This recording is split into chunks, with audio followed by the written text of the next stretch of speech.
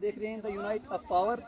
इस वक्त मौजूद हूँ मैं ज़िला रामबन, ब्लॉक गूल और पंचायत गुई बेहमदासा के अंदर, जहाँ एक खूबसूरत सा मैदान है, जहाँ पर हाई स्कूल बेहमदासा पिकनिक को आ रहा था और यहाँ पे पर पहुँच भी गए हैं। हमारे साथ एक उस्ताद ज़ाकिर मौजूद है, तो आप देख सकते हैं कि यहाँ एक खूबसूरत सा नज़ारा और बच्चों का जोश और खरोश पिकनिक का तो मौजूद उस वक्त में जिस मैदान को खवाकुंड के नाम से जाना जाता है, उसी मैदान में इस वक्त मौजूद है। और यहाँ पर हम आपको पूरी सीन दिखाएंगे, तो आप देखिए।